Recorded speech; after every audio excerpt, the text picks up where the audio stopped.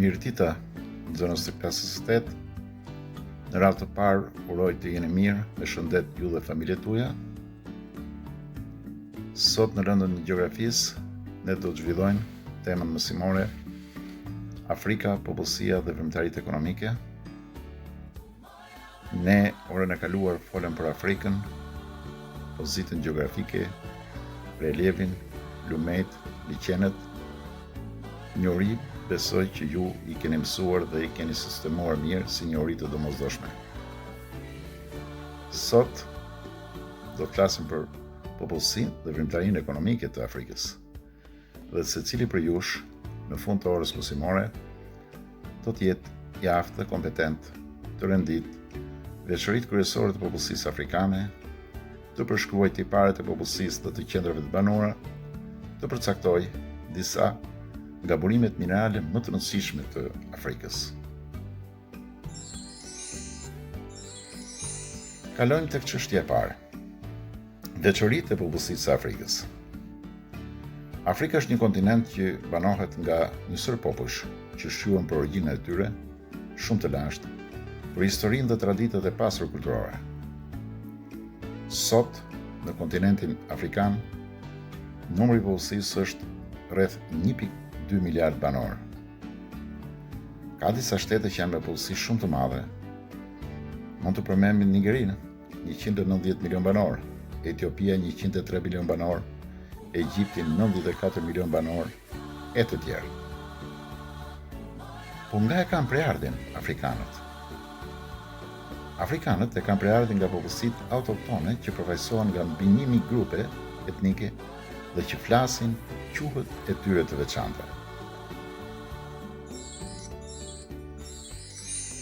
Kalojmë tek çështja e dytë, qendrat e banuara, pasuritë minerare. Ku jetojnë afrikanët? Afrikanët jetojnë kryesisht në zona rurale, ku ushtrojnë më së shumti bujqësinë, plegtorinë, peshkimin dhe gjuetin e kafshëve të egra. Rreth 40% e popullsisë jeton në qytete, të cilat kanë pamjen afërsisht të qyteteve europiane. Afrika është shumë e pasur me minerale. Mund të përmendim mineralet si naftën, diamantin, arin, kobaltin, uraniumin, fosfatet, boksitet e tjerë. A dini se industria është dega më e prapambetur në Afrikë dhe se zhvillimin më të lartë industrial e ka Afrika e Jugut, që ndiqet nga Maroku, Algjeria dhe Egjipti.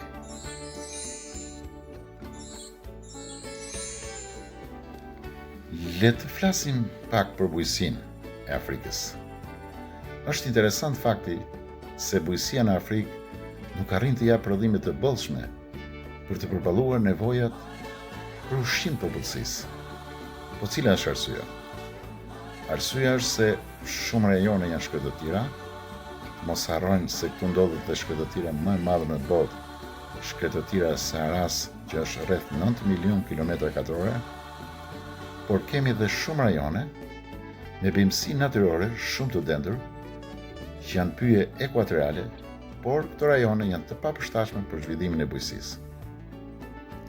Cilat janë kulturat më të rëndësishme që kultivohen atje? Kulturat më të rëndësishme që kultivohen në Afrikë janë patatja e ëmbël, gruri, orizi, bambuku, kikiriku, çaji, kafeja, kakao e tjerë.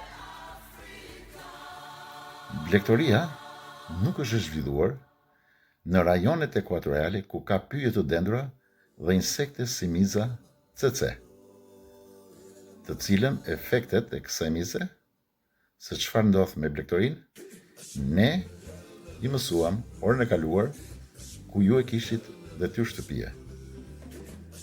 Afrika dallohet për rritjen e deleve, të gjellëve, të dhive dhe deveve, kuajve e tjerë.